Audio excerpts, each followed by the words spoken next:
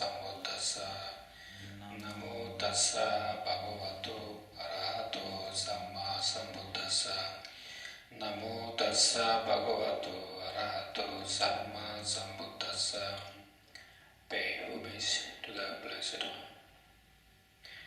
Dear friends, today September 17, 2023. So at Brahma Vihara Meditation Center. So I would like to deliver Dhamma talk from Majjhima Nikaya, Sutta number 48, Kusambhya Sutta. So the Kusambhya Sutta, in this Sutta the Blessed One explained, because there are two groups of monks. One is the monk, one group who observe the discipline rules 227 very strictly. Another group who only follow the sutta. So there are two groups of the monks. Both of them they follow the teaching of the Buddha. Okay. So one day when they were living in the Kusambhya, this is the place where the monks was living, and then also Blessed One was living there. So one, the Sutta monk, the senior monk, so he went to the restroom and he used his private activities there, and then when he came back, the discipline, the Vinaya monk, Vinaya means discipline, the Vinaya monk, the senior one, he went that same restroom, and he saw in the small part, when he used the water for cleaning, so a small part, little bit water left. So after finishing his private activities, when he came back, and then he asked, who used the restroom before me? And then Sutta monk said, I used. Then Vinaya monk said, you don't know that? So when you used the restroom and whatever water you in the pot, you have to finish all those water. You should not keep even little bit water there, because if you keep like that, you break up the rule. And Sutta monk said, I'm sorry, I don't know that, so I apologize. But the Vinaya monk, he said, he was quiet. He said, okay. But later on, he went to the monastery, his place, and then he has a lot of disciples, and the Sutta monk also had a lot of disciples. So Vinaya monk, after returning at the temple, and he talked about the Sutta monk to his disciple. So you see that Sutta monk is the leader of that group, the Sutra group, but he doesn't know the discipline rule. He doesn't know the Vinaya. And when he said to his disciple, because his disciple believe him, whatever their teacher said, right?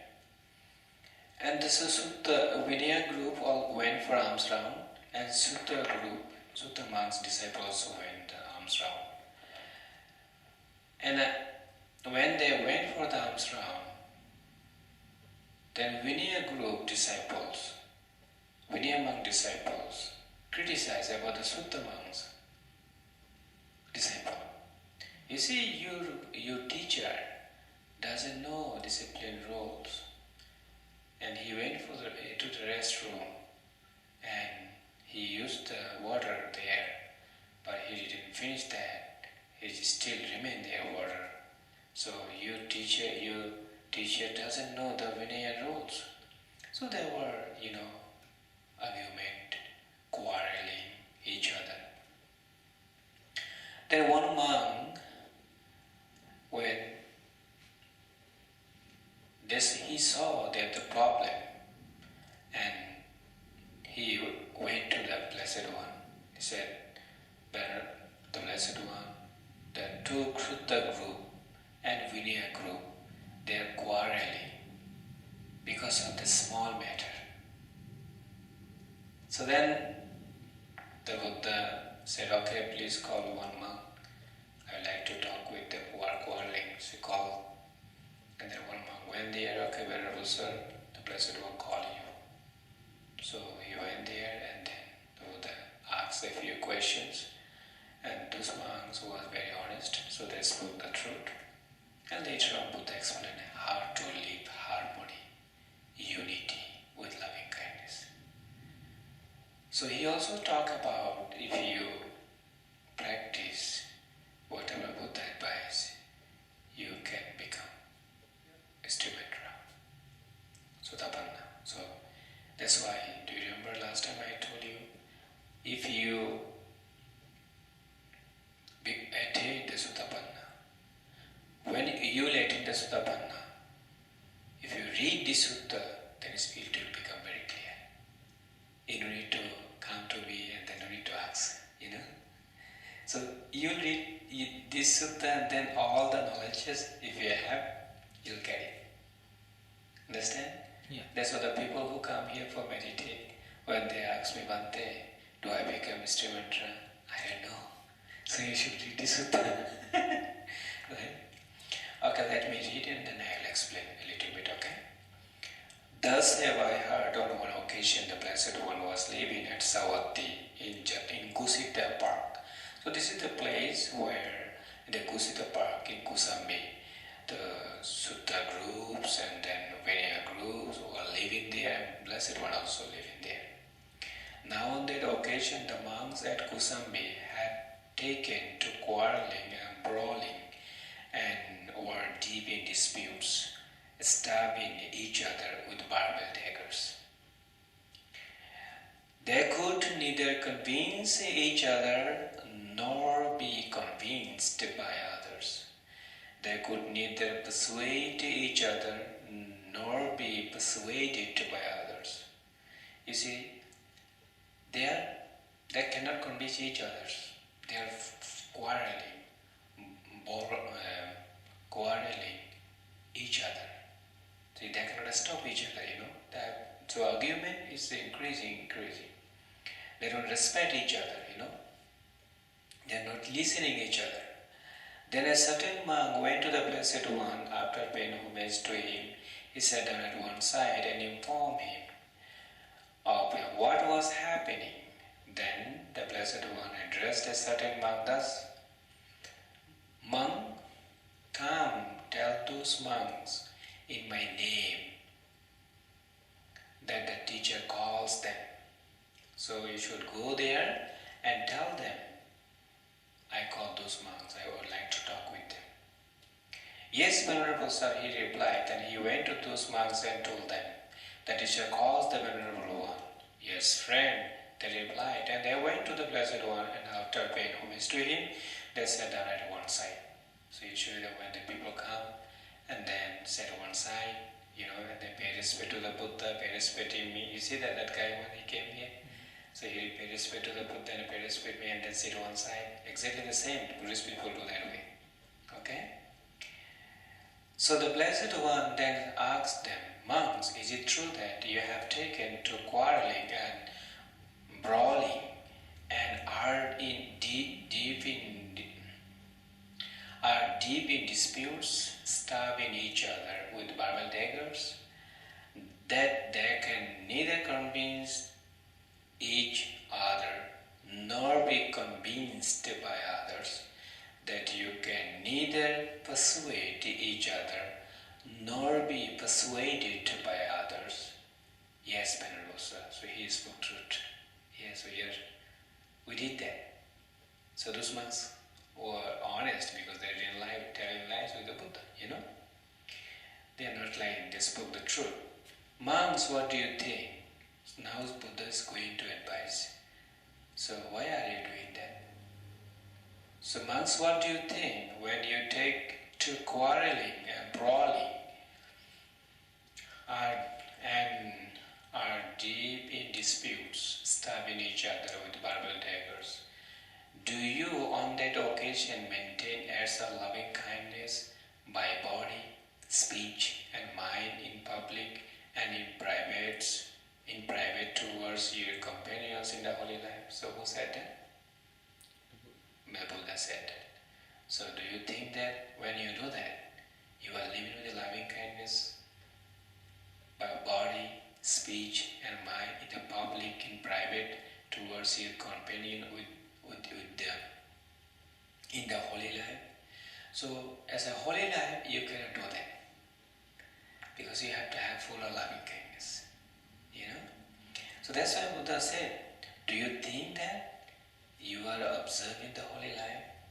You have the loving kindness, bodily, speech and mind in public and in private. Do you think you are following the holy life? No, Venerable Sir. So monks, you take to quarreling and brawling and are deep in disputes, stabbing each other with Bible daggers. On that occasion, you do not maintain acts of loving kindness by body, speech and mind in public and in private towards your companions in holy life. So, you are not observing the holy life properly. Then Buddha said, misguided man, what can you possibly know? What can you see that you take to quarreling and brawling and are deep in disputes, stabbing each other with Bible daggers? So he said, misguided man. You understand misguided man? Can you repeat it again? Misguided man. You know that, right? Yeah. That we have misguided man. So you are not a wise person. You are a misguided man, he said. That you can neither convince each other nor be convinced by others. That you can neither persuade each other nor be persuaded by others. Misguided man. That means you are not wise. That will lead to your harm and suffering for a long time. So what you are doing, you are quarreling each other. That will lead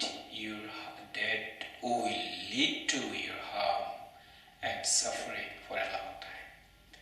So you will not be able to attain Nibbana. You cannot be liberated. Why did he say that? Because you are fighting, you are quarreling each other. You are not following what I taught to you. So that's why he said, what you are doing, because of that activities, you may suffer. It will lead to your harm for a long time.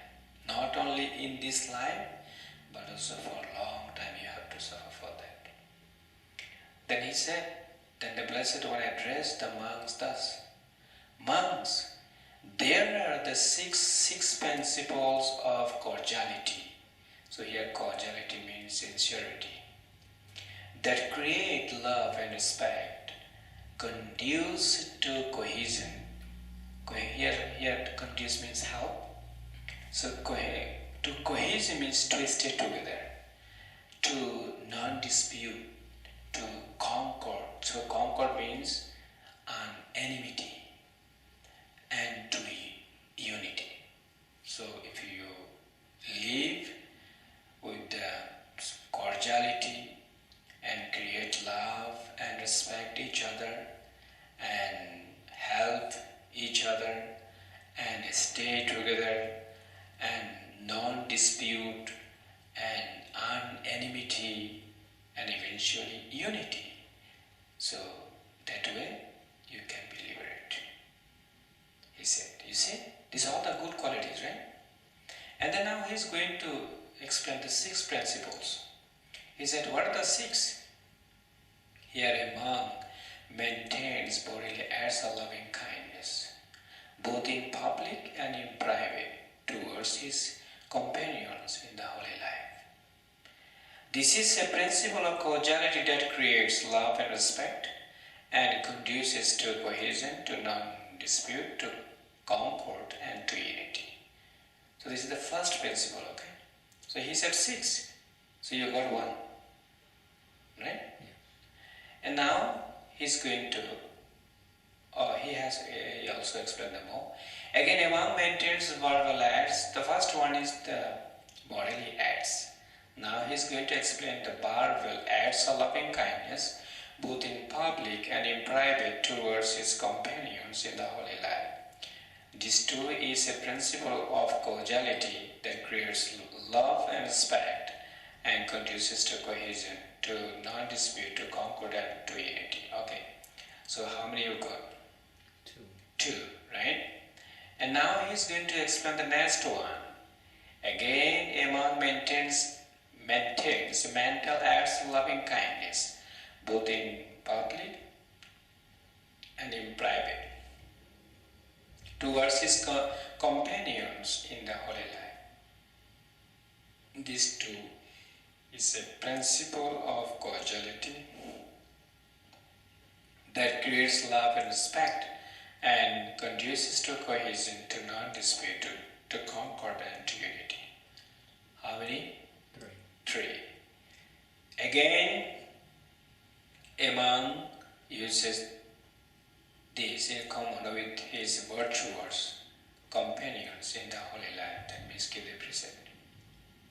So that's why I said, whenever you meditate here every early morning, you have to accept the 8th precept and then don't break up. If you break up any precept, let me know. So that way you don't feel guilty when you meditate. Okay? So without making reservations, he shares with them any kind of a kind that accords with harmony, the Dhamma. It has been obtained in a way that accords with the Dhamma, including even the content fulfilled of his bowl. This is too a principle of causality that creates love and respect and conduces to cohesion, to non-dispute, to concord, and to unity. How many? 4. 4. So now he is going to explain the next one. Again, among dwells both in a public and in private, possessing in common with his companions in the holy life those virtues that are unbroken. That means he is very careful. He didn't break out the precept, and untorn, unblasted, unmottled, liberating, commended by the wise. You saw who are wise? They are very careful. I should not break up the precept because wisdom arises in his mind.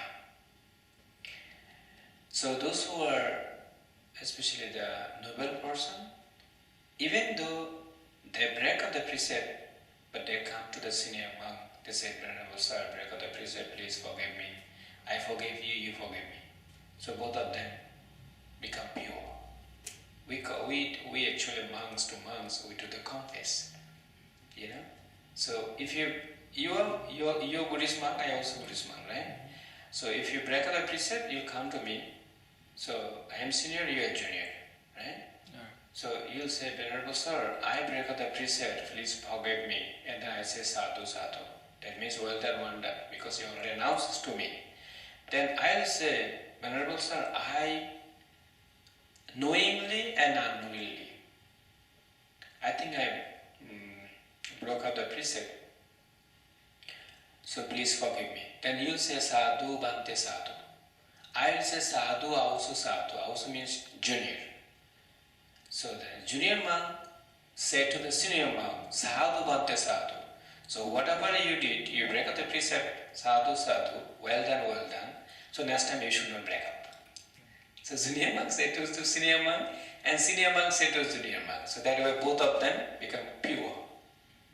Okay? So this is the way how we do. If you become monk, you have to do that. Okay? So here and then he said, commended by the wise and not misapprehended, and conduces to collectedness. So collected means here samatha. Okay? As I said, collectedness is samatha, also tranquility, I said, right? Last time. So collectedness, human is calm, cool. Okay? So this too is a principle of causality that creates love and respect and conduces to cohesion, to non-dispute, to concord and to unity. How many you got? 5. So I think the last one is going to talk about here. Again, a monk dwells both in public and in private, possessing in common with his companions in the holy life that view that is noble and emancipating, and leads one who practices in accordance with it to the complete destructing of suffering. This too is a principle of causality that creates love and respect and conduces to cohesion, to non-dispute, to concord and to unity. Is the last one. 6, right? So he said the 6 principles. So these 6 principles, when you Buddhist monks, you must keep it. You must have it. So that way you can be distributor. Okay, so these 6 qualities you have to remember. So you can get from this sutta number 48. Okay? And then he said these are the 6 principles of causality that create love and respect and conduce to cohesion, to non-dispute, to concord and to unity.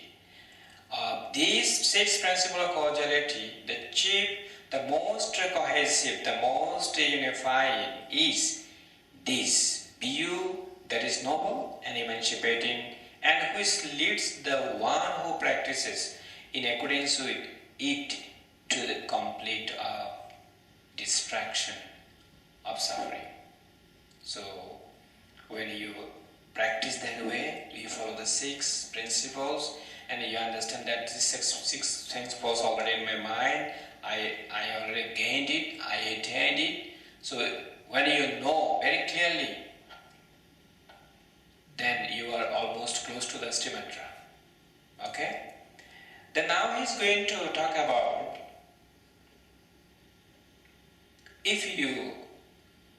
when you have the wisdom, if any unwholesome thought arise, like 5 hindrances, like here he's talk about when the last arise, you know it, this is danger, this is no good for me, and ill will arise. Ill means hatred and then aversion, you know it, and you pay attention there, you abandon them, and then sleepiness and dullness arise, restless anxiety arise, doubt arise.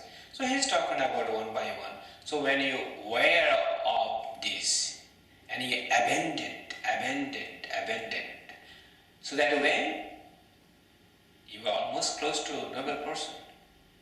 So he's going to talk about here. How does this view that is noble and emancipating lead one who practices in accordance with it to the complete destruction of suffering? Here a monk gone to the forest or to the rope of a tree or to an empty heart considered thus. So do you want to go to the forest? Yes, imagine. So the winter season, how can you practice in the forest? Well, not in winter, but... So he has said to the root of a tree. So you have to practice the root of a tree. So during the Buddha's time, so many monks, they went to the forest and then under the tree, they clean up and then they practice meditation there.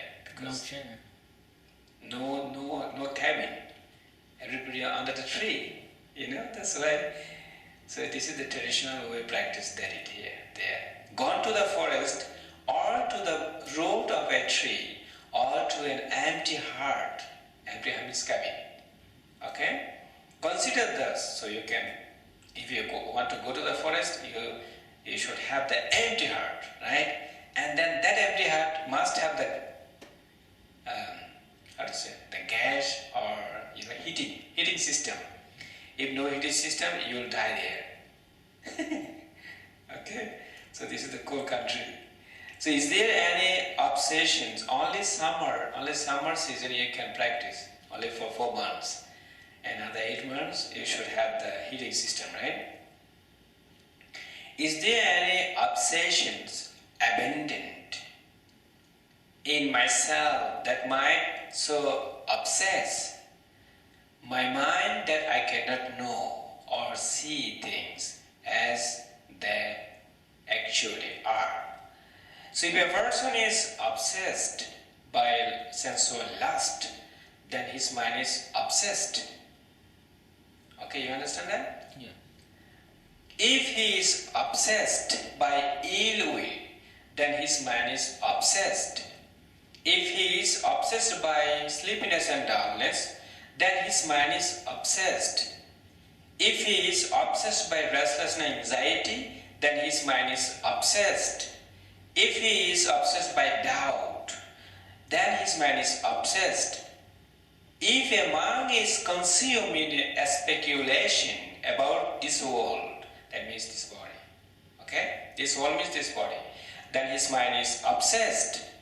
If a monk is absorbed in speculations about the other world, then his mind is obsessed.